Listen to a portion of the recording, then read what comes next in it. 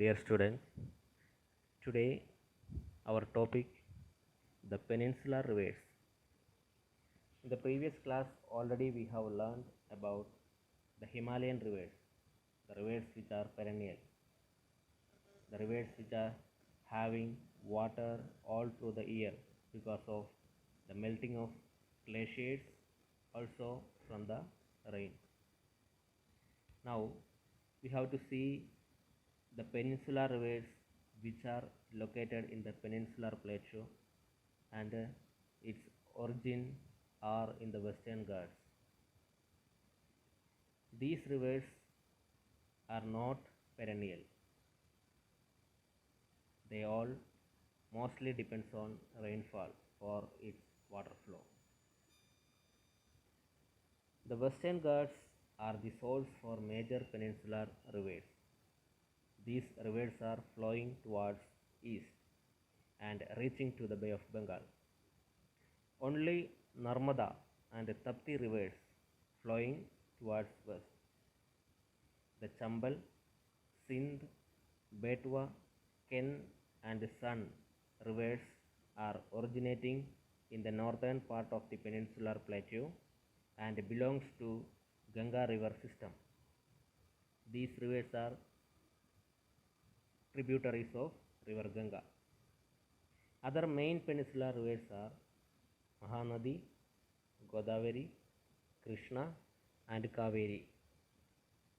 These peninsular rivers are non-perennial rivers because it highly depends on rain.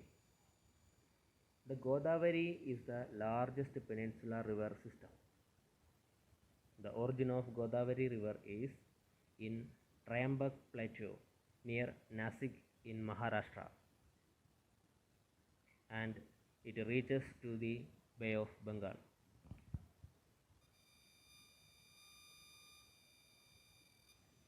Now let's see about the water use. Water is a resource that becomes available to us as an annual flow.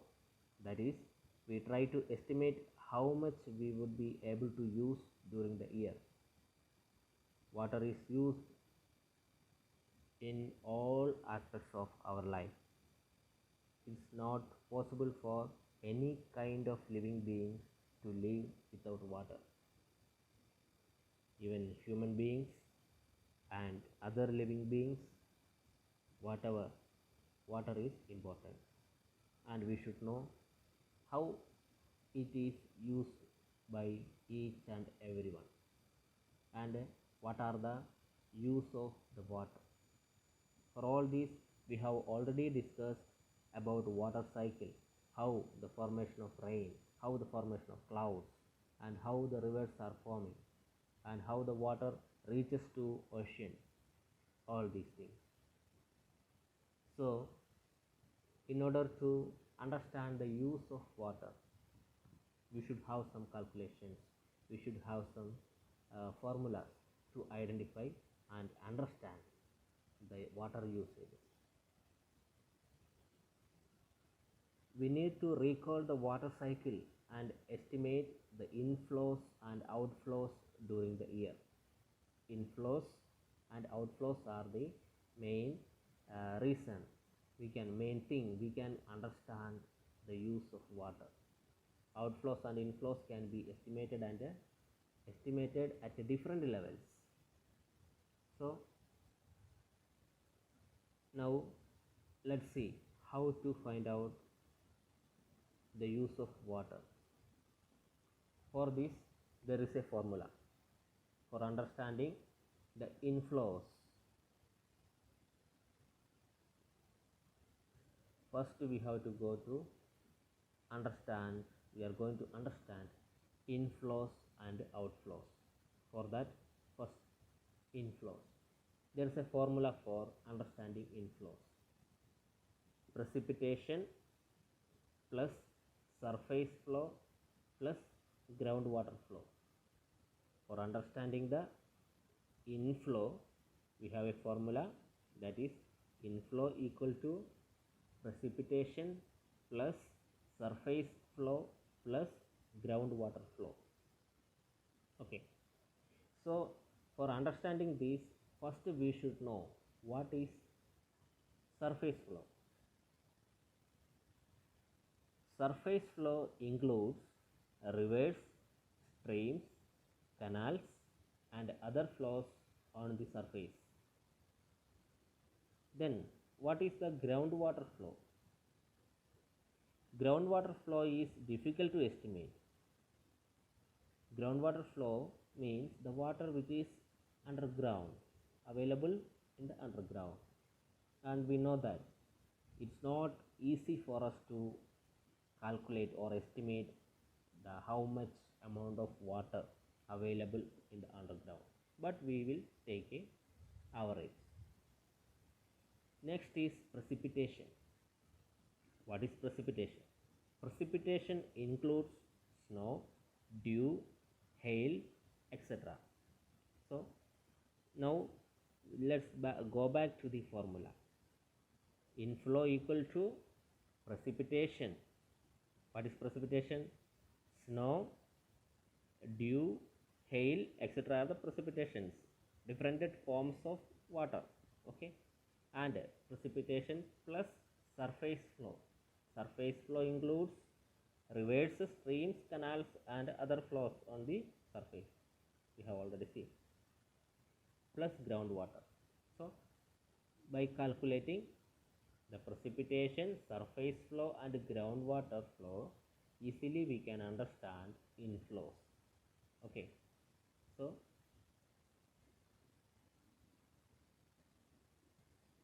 now we are going to see what are outflows. We have seen inflows. Inflows are what are the water, how much is receiving to the earth, that is inflow. We have seen it is like precipitation, surface flow, and a groundwater flow. These three sections we can identify inflows of the water. Now let's see outflows. For outflows, the first thing is evapotranspiration. Evapotranspiration. What is this? Evaporation, the turning of water into vapor, takes place all the time in water bodies.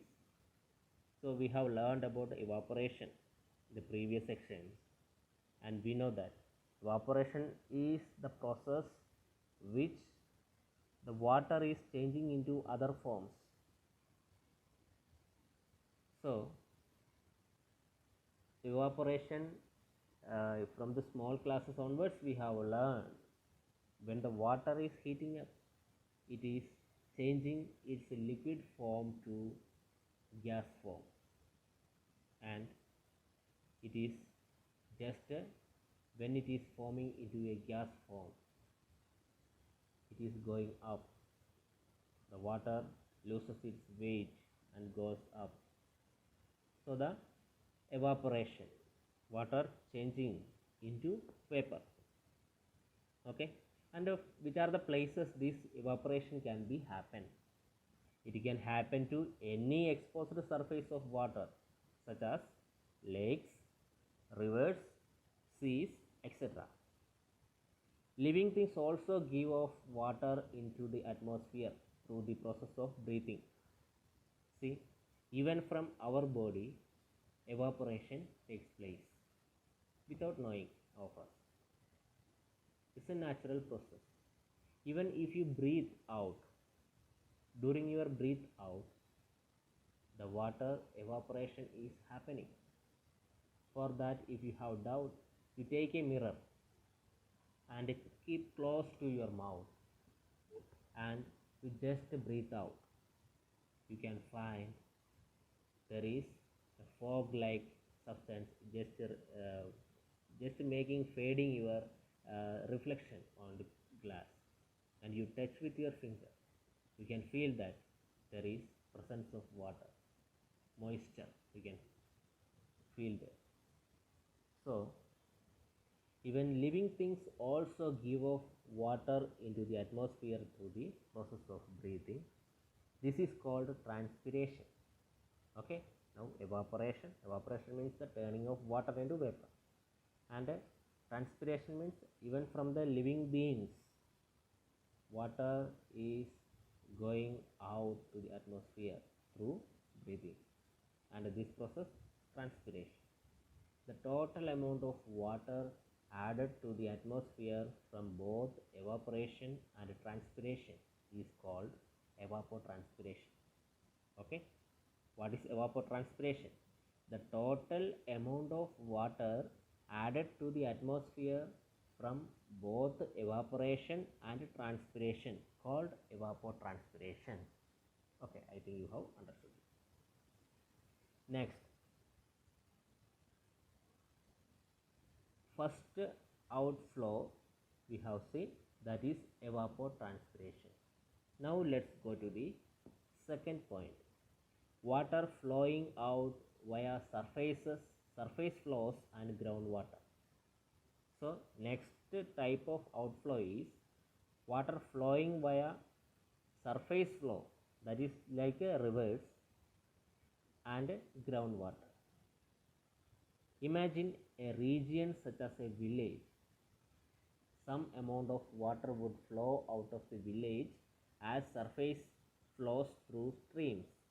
Small streams we have seen, and the water which is flowing from a village to outside through streams, that is a part of outflow.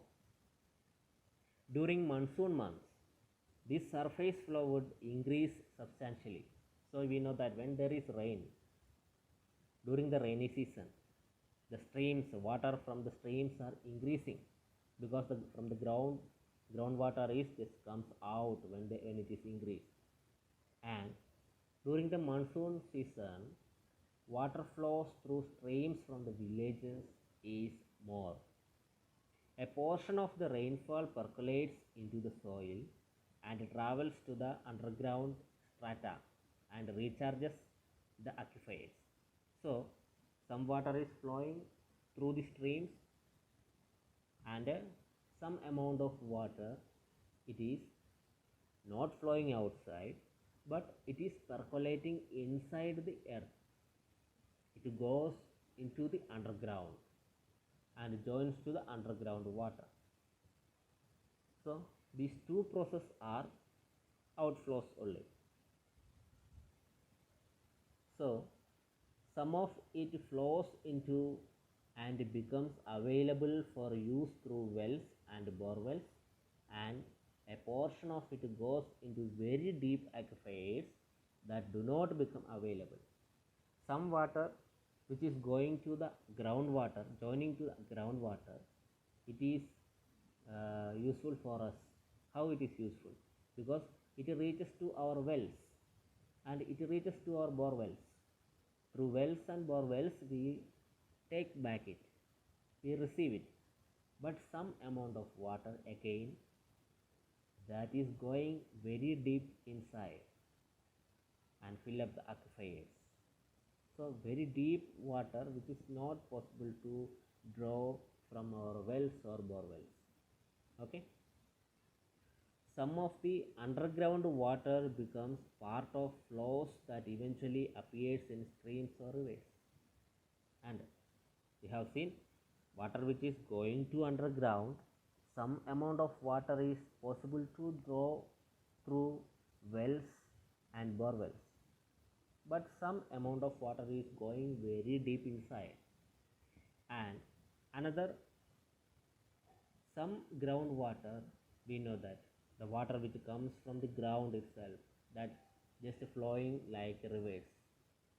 So the water which is reaching underground again through small holes, it comes out and flowing like rivers. Okay, that is the second point, water flowing out via surface flows and groundwater.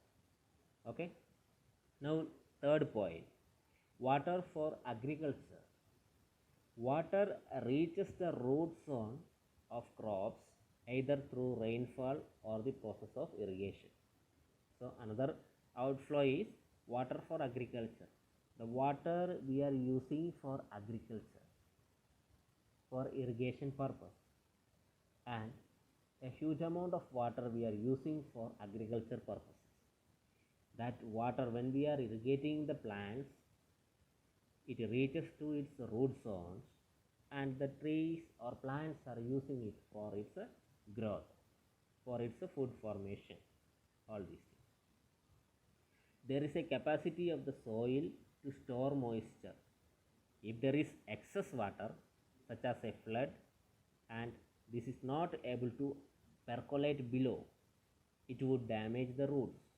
So we know that if there is excess water, excess means balance, we can use water for agriculture, we can irrigate, but we should understand there is a capacity for the soil to there is a capacity for storing water by the soil.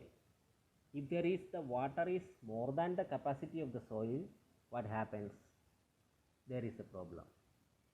If the capacity more than the capacity of the soil to carry or hold the water, there will be flood, and or there will be more availability of water will cause damage for the roots.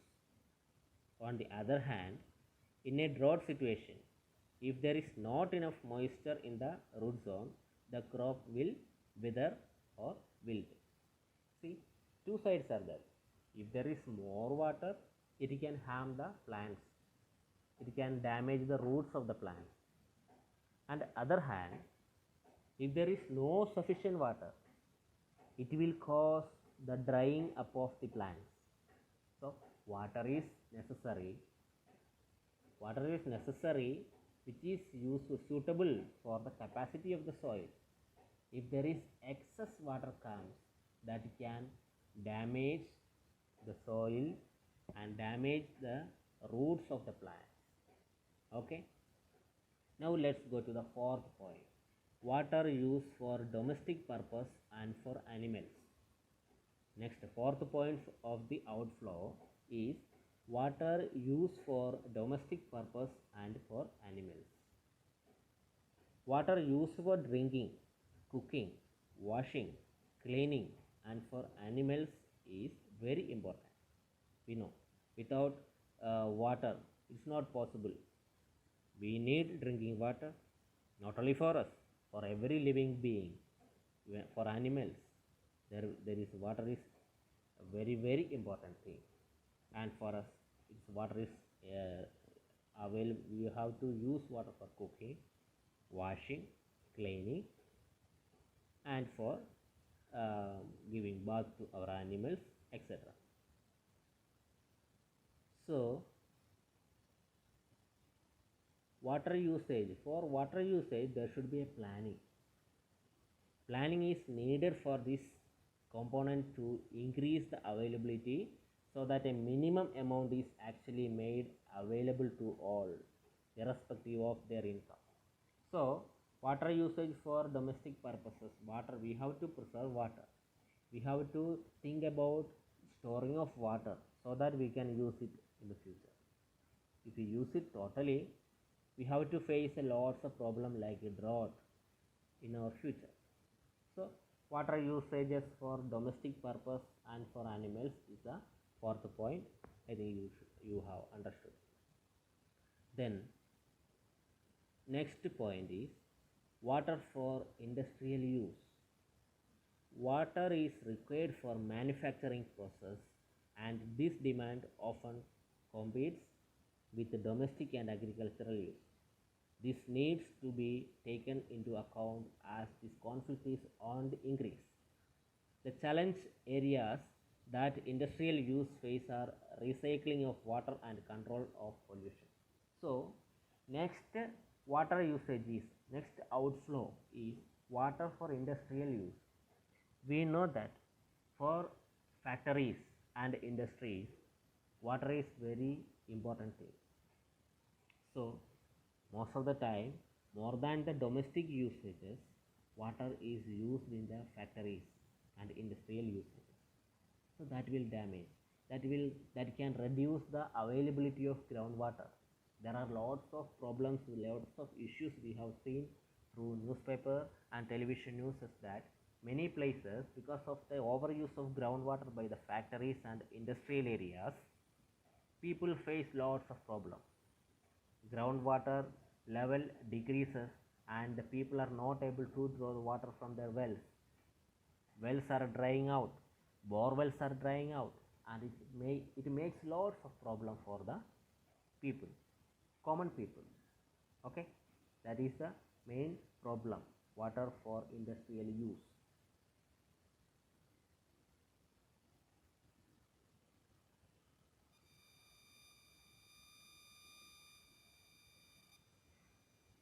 We know that there will be tanks or some ponds in the villages, and if there is no wells available for every houses, the people can go to the tank or the wells and ponds, they can collect the water. So usage of water and the storing of water is very much important. Even nowadays we know that the people are using rainwater storing, watershed program, and rainwater harvesting. Through collecting this rainwater, it can be useful for agriculture. Also they can use it for their animals and for washing and cleaning purposes. Only they can depend on groundwater for the drinking purpose and cooking purpose.